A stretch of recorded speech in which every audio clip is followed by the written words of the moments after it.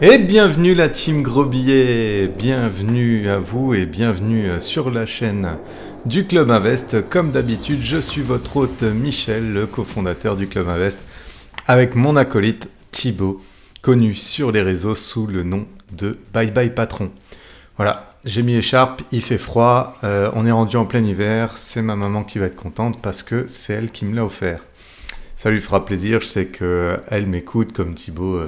Sa mère l'écoute sur ses podcasts et ça nous fait bien plaisir et puis ça leur permet d'avoir des petites nouvelles de nous. Euh, de quoi on va parler aujourd'hui? Aujourd'hui, je pense qu'on va parler de pas mal de choses et surtout, j'ai eu pas mal de demandes concernant l'ameublement en fait des appartements. Voilà, ce qu'il faut savoir, c'est que dans le Club Invest, on accompagne pas mal de monde à faire leurs premiers investissements, sauf qu'une fois qu'ils ont acheté, on s'arrête pas là, on continue à les accompagner bien après, souvent sur leur deuxième, troisième investissement, mais surtout sur la mise en location. Ça, on le fait. D'ailleurs, il y a des places qui se libèrent en ce moment parce que forcément, on ne vous garde pas toute notre vie. Nous, le but, c'est que vous sachiez voler de vos propres ailes et puis faire vos propres investissements.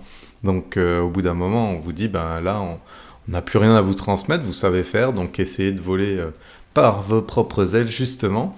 Et il y en a qui nous ont posé la question et qui arrivent justement à ce stade où ils sont sur le point de terminer leur deuxième ou troisième projet et ils ont encore des questions à nous poser et parfois ils se lancent dans du Airbnb s'ils n'ont pas fait de la longue durée en nu avant ou via une société. Donc souvent la question qui nous est posée quand ils mettent en place un Airbnb, c'est l'ameublement. Donc je pense que ça serait intéressant d'en parler aujourd'hui.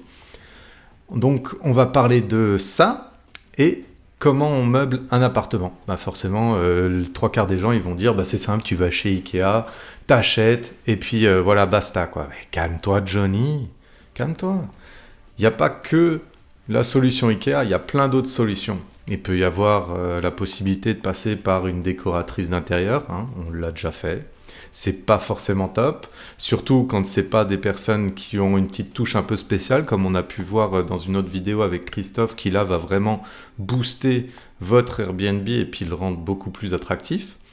Il y a bien sûr la mission, donc Ikea, hein, c'est pas non plus à rayer de la liste, c'est juste que vous lancez chez Ikea, mais vous dites ça a l'air bien, ça j'achète, ça je prends, sans avoir pris les dimensions de l'appartement, est-ce que ça va rentrer, est-ce que ça va être possible, et surtout comment je vais ramener tout ça chez moi, parce que quand vous passez à la caisse, et ça je raconte parce que c'est arrivé à Thibaut, il a meublé un de ses appartements, il arrive à la caisse, tout va bien, il avait 2 chariots complets, et puis il se rend compte que tout ne rentre pas dans sa voiture. Donc il a dû appeler un taxi pour mettre le reste de tous ses meubles dans un taxi et le suivre jusqu'à l'appartement.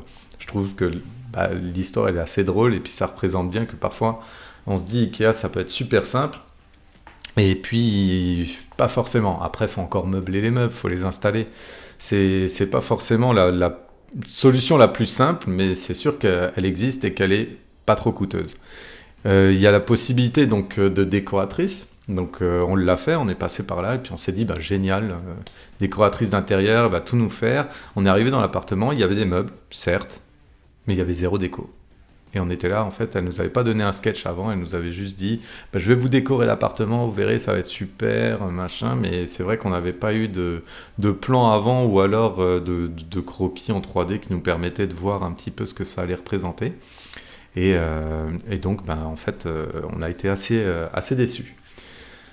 Qu'est-ce qui s'est passé? On a dû discuter et puis leur expliquer que voilà, on voulait quand même qu'il y ait un peu plus de déco, que dans le budget qu'on avait prévu, on voulait qu'elle aille quand même n'importe où, hein, chez Action, acheter deux, trois choses, ou chez Jiffy, ou de quoi mettre voilà, des boules dans des vases. Souvent, j'utilise cette expression parce que moi, j'ai pas du tout cette capacité-là. Niveau décoration, je suis très très nul. Thibaut aussi, du coup, on délègue tout le temps cette partie.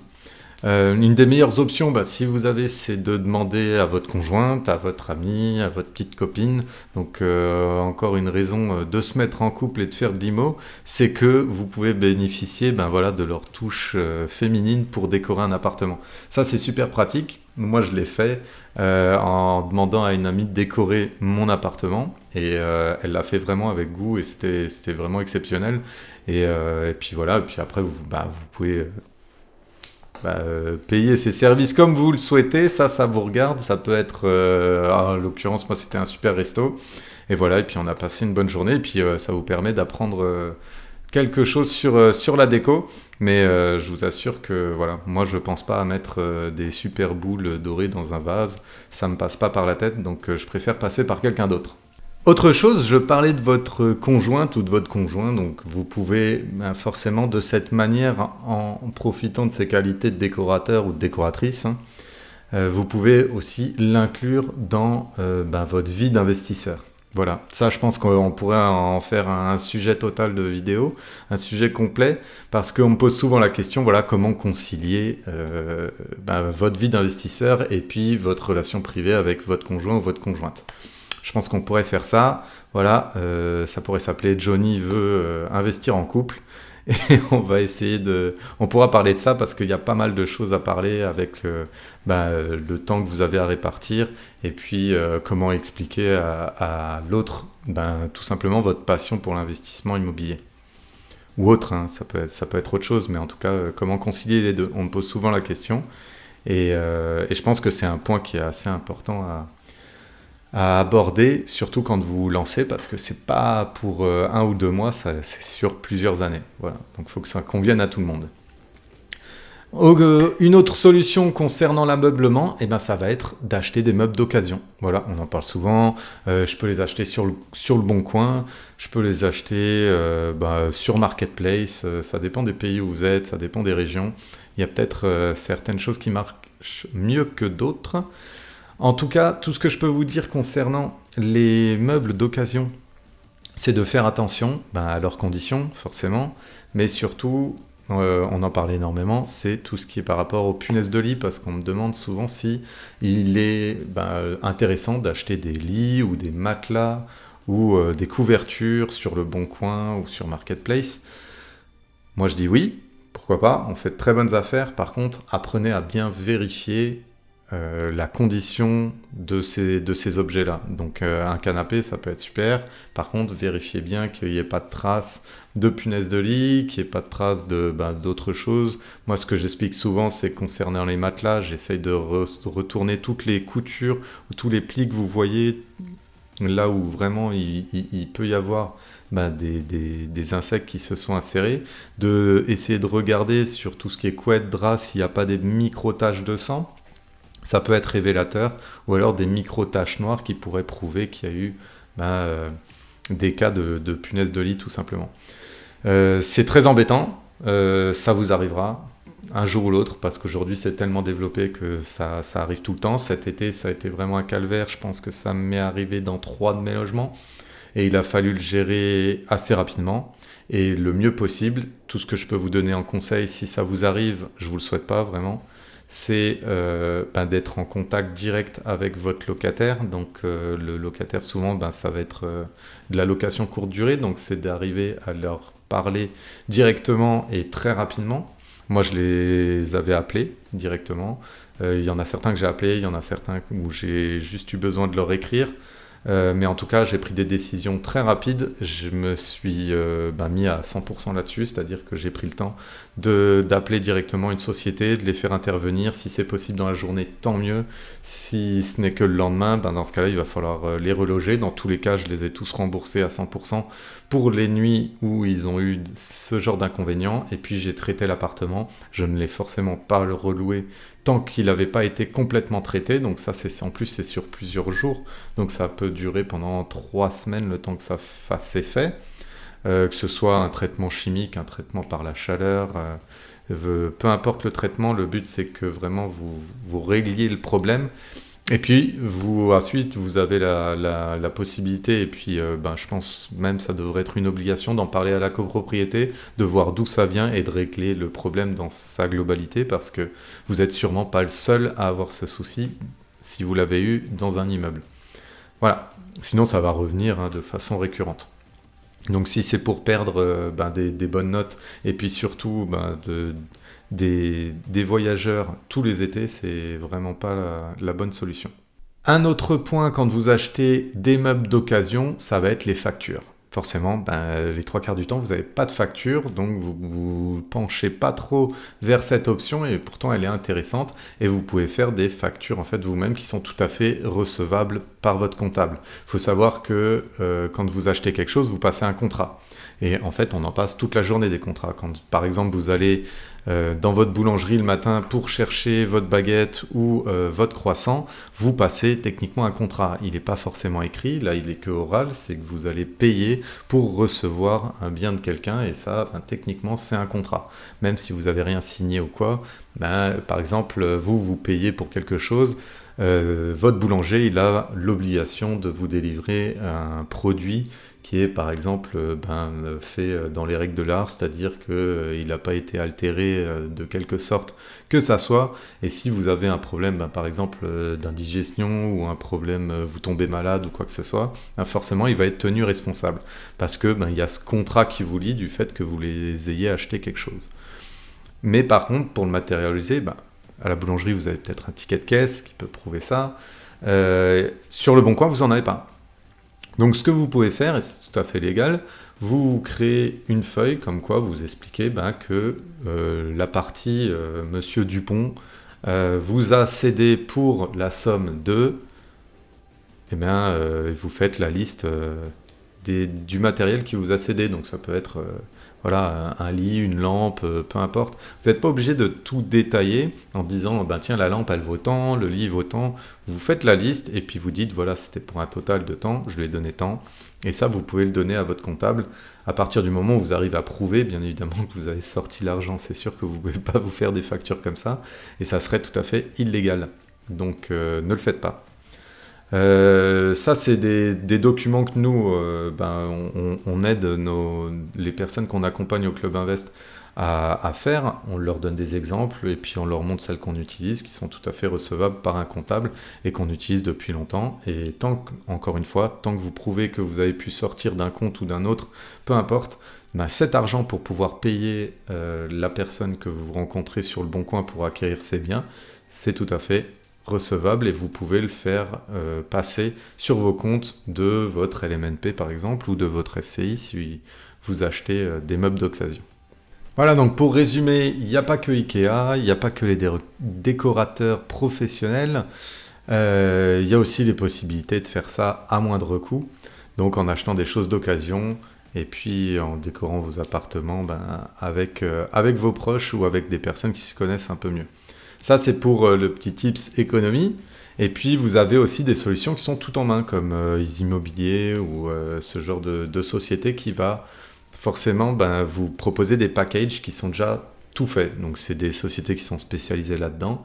Il y en a certains qui les utilisent, et parfois, c'est très bien. C'est sûr que ça a un coût. Par contre, vous allez sur Internet, vous faites votre petit shopping, vous appuyez sur Entrée, vous rentrez la carte de crédit, et puis c'est terminé.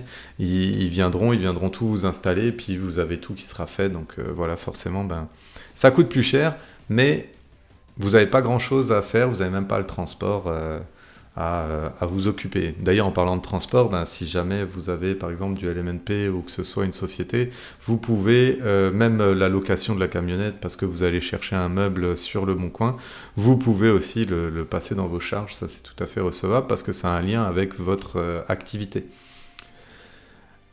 Eh bien voilà, donc on a parlé des occasions. Donc autant continuer dans cette lancée, et on va tout de suite attaquer avec la boîte à outils de l'investisseur et notre petit extrait avec Marco. Marco, qu'est-ce qu'il fait ? Il est connu sur les réseaux pour vendre et acheter des voitures d'occasion, et comment il fait des gros billets avec ça, c'est ce qui va il va un peu nous expliquer comment il fait ça.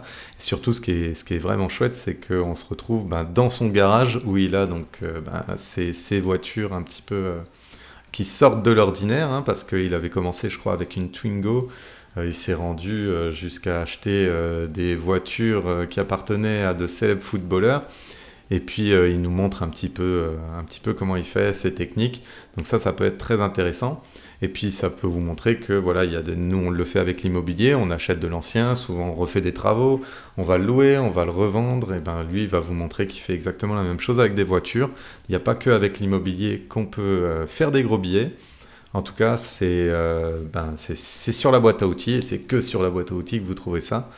Donc n'hésitez pas. Pour petit rappel sur la boîte à outils, qu'est-ce que c'est? C'est un petit Netflix de l'investissement. Voilà, toutes les 2 semaines, on vous poste une vidéo avec un professionnel. Donc Marco, c'est un professionnel de l'achat-revente de voitures de collection, de voitures aujourd'hui, hein, parce qu'au début, il a forcément commencé avec des plus petits véhicules. Mais aujourd'hui, c'est vrai qu'il a de très belles choses dans son garage. Et donc, on interviewe, que ce soit des investisseurs, que ce soit des banquiers, qui vous donnent des tips sur comment monter votre dossier bancaire pour aller chercher du crédit. Ça peut être des architectes, on a aussi eu des avocats. Enfin voilà, on a des décorateurs aussi, on a des agents immobiliers pour vous montrer un peu que l'autre facette de la vente immobilière. Voilà, on a énormément de professionnels, on n'arrête pas d'en interroger, on essaye d'en chercher de plus en plus. Tout ça pour essayer de vous montrer la réalité de l'investissement et des personnes qui sont confrontées tous les jours. Donc n'hésitez pas si vous voulez aller et voir ces vidéos, c'est sur la boîte à billets. Allez, tout de suite, on va regarder l'extrait avec Marco et puis on se retrouve tout de suite après. Et c'est là où on va faire la plus-value. C'est vraiment au déclic du départ, c'est-à-dire à l'achat.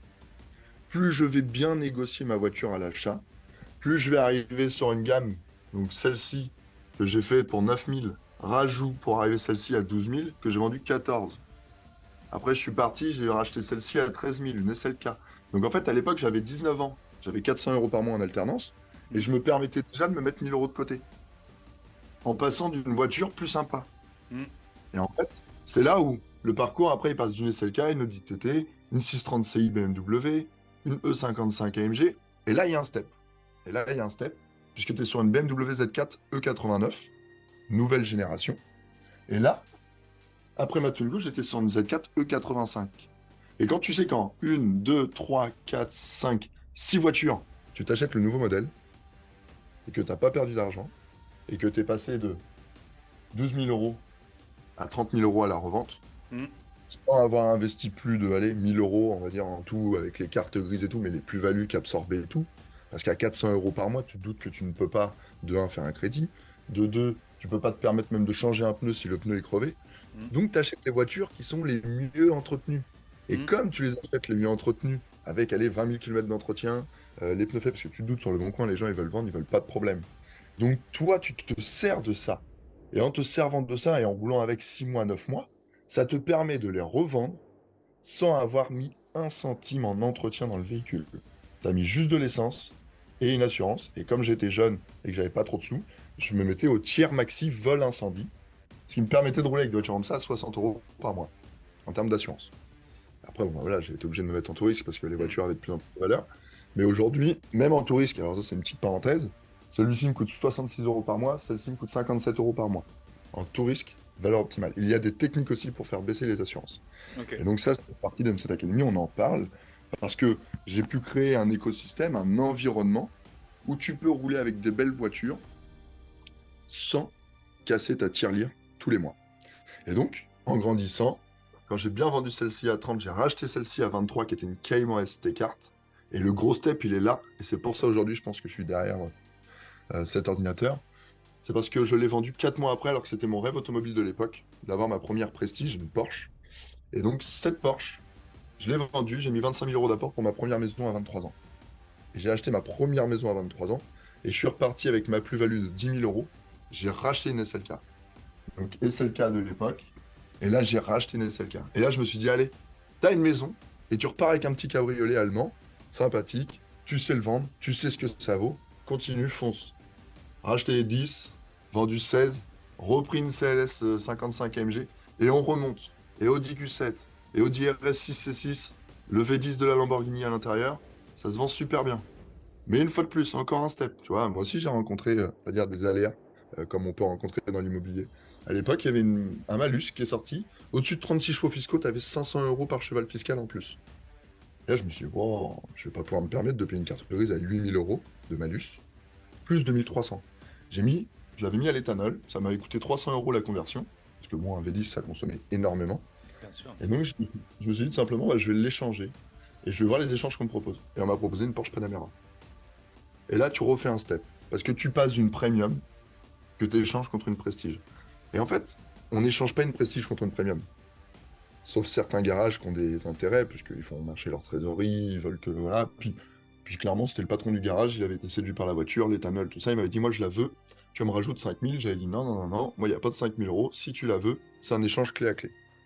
Et donc, à force de parler, d'expliquer la voiture, d'expliquer les entretiens qu'elle a ou autre, finalement, tu lui fais comprendre que ta voiture, elle a la même valeur que sa Panamera. Et donc, tu échanges une prestige, tu la revends très bien, et tu repars sur une prestige. Et donc, l'ancienne Aston Martin d'Aubameyang, la fameuse, celle qui m'a fait connaître avec Akram, Mm. parce que C'est pour ça que je t'ai connu d'ailleurs. bah voilà, exactement. Et passer du coup aujourd'hui avec une Aston Martin comme celle-ci dans la rue, bah les gens en fait ils vont directement partir sur un système où la voiture vaut 150, 200 000, 300 000. Enfin, ils ne comprennent plus parce que en fait l'objet est tellement beau, enfin, un beau bruit ou autre, Mm. que d'un seul coup ça monte la valeur du prix de la voiture, ce qui est incroyable. C'est toujours ce que j'ai dit hein, quand je fais des rassos, les gens me disent oh, dis, elle vaut combien? Et je dis le prix, ils me disent bah c'est pas cher. Je dis, oh, c'est pas cher, j'ai déjà monté 20 000 euros le prix, hein. Mais en attendant. En attendant, en fait, ça permet tout simplement de dire, bah, cette voiture-là, si tu la revends bien, t'expliques l'histoire de cette voiture, et j'avais mis un covering en alu brossé pour faire assez élégant par rapport à James Bond, tout ça, et puis, c'était le style dans mon, on va dire, dans mon Instagram. Beaucoup de gens voulaient voir la vie de la voiture, donc je l'avais justement fait vivre, bien revendu, et j'ai pris ma première supercar, une McLaren MP4 12C. Donc ça, c'est redoutable, c'est incroyable sur la route, c'est une voiture qui est incroyable, où j'ai eu d'ailleurs la naissance de mon premier fils avec cette voiture. Donc ses premiers kilomètres au bout de 3 jours, c'était dans une McLaren. Et c'est là où tu te dis, mais ce parcours du début, là, et ce que tu as aujourd'hui, tu as eu de la chance pendant 15 voitures.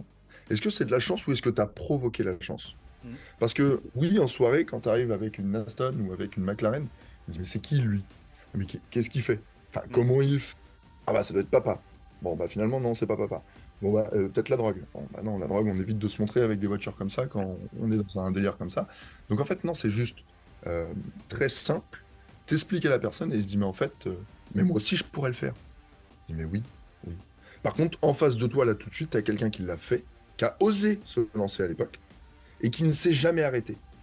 Et le fait de jamais s'arrêter dans la vie, ça donne quoi? Ça donne des intérêts cumulés, qui sont des intérêts exponentiels, qui n'ont plus de limite, comme dans l'immobilier. Et donc cette McLaren, je l'ai changée contre mon rêve automobile. Et donc je l'ai changée contre ma Ferrari 599 GTB Fiorano. Donc ma Ferrari, qui était mon rêve que j'avais avant mes 30 ans, je l'ai eu à mes 28 ans. Et je ne l'ai même pas acheté, je l'ai échangé. Et c'est là où la symbolique elle rentre encore plus en ligne de compte. C'est que cette voiture, quand j'ai eu la proposition d'échange, j'en ai eu, hein, tu te doutes, des échanges en 2 3 mois, parce qu'une voiture comme ça ne se vend pas non plus en 15 jours. Ça valait à l'époque valeur 105 000, je l'ai eu à 75 000. Et valeur 105 000. Acheté pendant le Covid en Belgique, Auto Salon GT, pour ceux qui veulent savoir, c'est le garage qui est là-bas. Et le mec m'a dit, non, mais vous pourrez. Alors, c'est la plus kilométrée d'Europe, 80 000 km, mais vous pourrez la revendre très correctement, monsieur Marin. Vous me l'achetez 75, vous pourrez la revendre 85. J'avais dit, vous inquiétez pas pour ça. Mhm. Il m'avait dit, ah bon. J'avais dit, oui, oui, vous inquiétez pas pour ça. Je sais exactement la valeur de ce bien. Je sais dans quelques années comment elle va monter en termes de cote. Parce qu'il y a des choses qui vont évoluer dans le marché qui font que cette voiture-là, elle peut que prendre de l'argent. Donc, n'importe quel modèle que tu vois ici, n'importe quel modèle, quand j'achetais, je savais que j'étais au plus bas comme quand tu achètes une action en bourse. Donc, tu peux que gagner. Et tu peux que apprendre. Et en apprenant, c'est là qu'on fait des belles choses. On se retrouve déjà, et voilà, vous avez fait la connaissance de Marco qui a de très belles choses et de belles histoires à raconter et surtout de belles techniques pour essayer de négocier des biens sur le Bon Coin, parce que lui, il travaille beaucoup sur le Bon Coin. Qu'est-ce qu'on va faire? Je vais tout simplement vous dire que si vous voulez rejoindre le Club Invest, n'hésitez pas, il y a des places qui vont se libérer très prochainement. On a déjà eu des contacts sur Insta pour faire le rendez-vous gratuit, donc voilà, vous pouvez vous inscrire. En plus, on vient de changer un petit peu le concept Vous pouvez directement réserver un créneau sur Calendly. Donc quand vous allez sur la page contact directement à droite, vous pouvez cliquer sur lien et puis réserver un rendez-vous avec nous et on se fera un plaisir d'écouter vos projets, d'essayer de voir si on peut vous aider. Et puis voilà, ce qu'il faut savoir, c'est que le Club Invest, c'est sans engagement. Voilà, vous payez et puis vous partez quand vous voulez. Vous pouvez même vous dire, tiens, je vais faire une petite pause et puis après revenir. Voilà, on est assez flexible là-dessus. Et vous pouvez vraiment utiliser ça au mieux et pendant la durée dont vous le souhaitez. Et sachez que si vous venez encore une fois avec votre conjointe ou votre conjoint, on ne vous embêtera pas du tout pour ça. Et ça nous fait plaisir. On a beaucoup de personnes qui investissent en couple. Il y en a qui investissent tout seuls. Il y en a qui investissent entre frères et sœurs. On en a de plus en plus. Il y en a qui investissent entre amis parce que c'est des associés. Puis ils ont envie de partir main dans la main pour de belles aventures. Voilà, on a tout type de personnes et si vous voulez nous rejoindre, n'hésitez pas. Vous avez juste à nous contacter, on se fera un plaisir avec Thibaut de vous recevoir. Même parfois, on vous reçoit tous les deux quand on peut joindre nos calendriers. Voilà, et écoutez, je vous laisse et je vous dis à bientôt dans une prochaine vidéo. Si vous voulez nous écrire comme d'habitude, sur Insta, sur Twitter, par email, peu importe. En tout cas, je vous dis à bientôt et n'oubliez pas, faites des gros billets. Allez, ciao, bye.